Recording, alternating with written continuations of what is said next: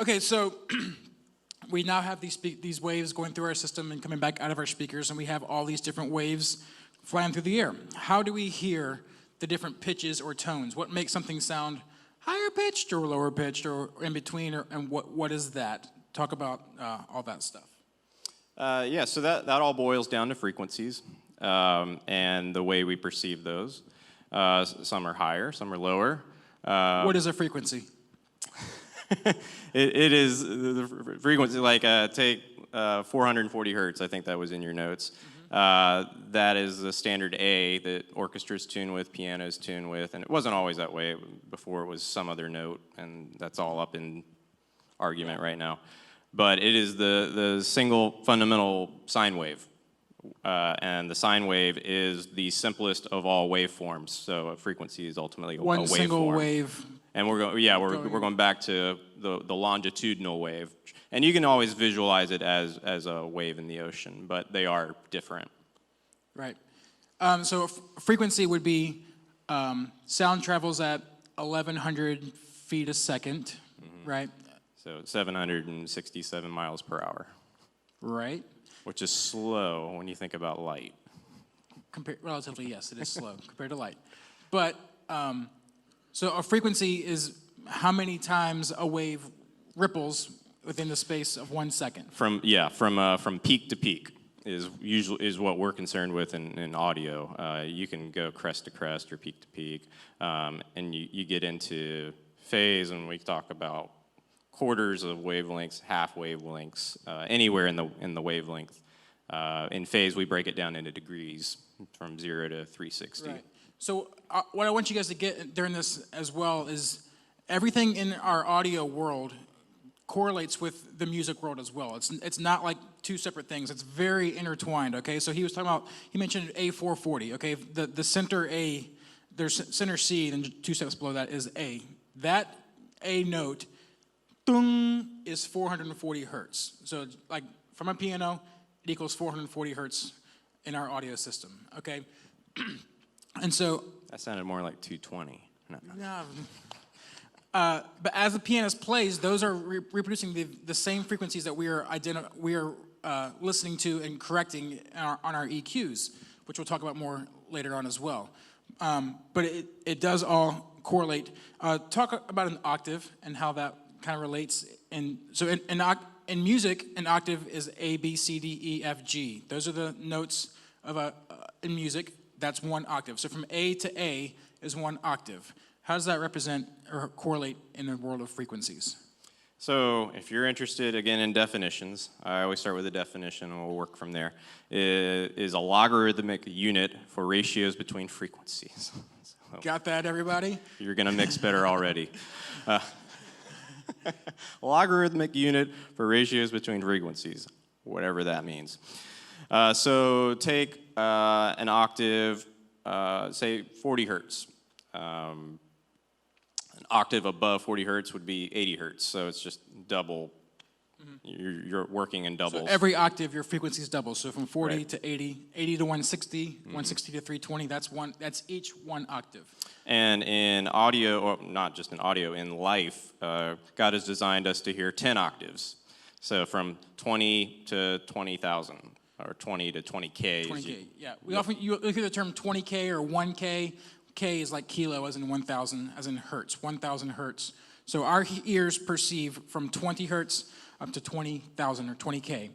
So the lower the number is the very low bass notes. Okay, if you ever hear like a really good bass system, like, and it's pumping, you can actually feel that hitting. That's because those waves are actually so long. A 20 hertz note is like 30 or 40 feet long. Yeah. Okay, so you're actually, when you feel that thumping, you're feeling the waves actually coming and hitting you. Your body is feeling those waves hit your body. The higher the frequency goes, your ear can't perceive that.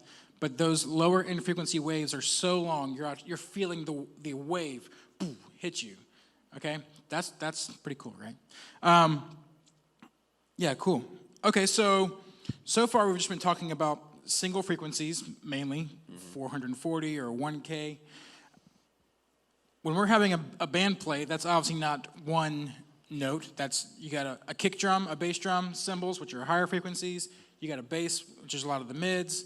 You got guitars, a little bit higher in the mids. vocals. How does it all fit together? What happens when we start getting multiple frequencies coming out of the same speaker system? How does that work?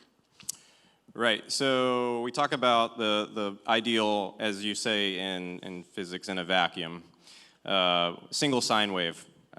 In music, that's not occurring. You've got multiple sine waves, so it's infinitely way more complex. You've got the fundamental, which you want me to go there yet, or? Sure. Okay.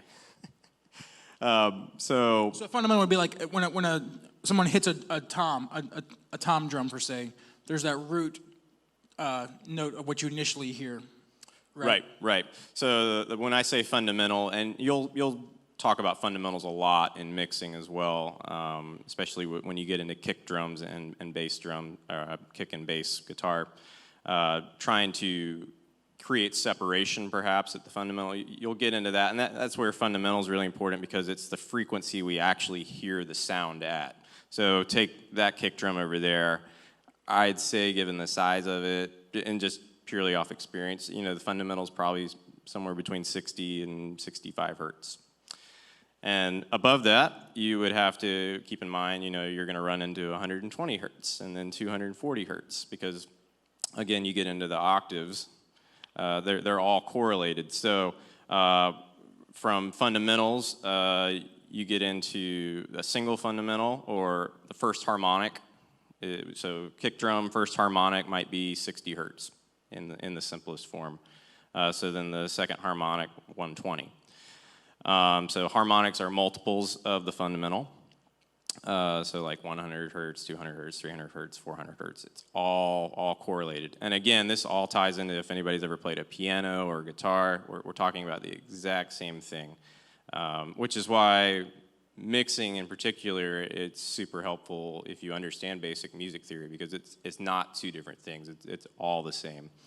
And most vibrating objects have more than one resonant frequency. So again, right. You hit a floor tom, you might get the desirable 80 hertz that you want out of it. You're also going to probably get some nasty 300, 400 that you're having to take out of it. So that's what we can discuss with our worship team. That can be called an overtone or an undertone, depending on which head is vibrating too much and what that's producing.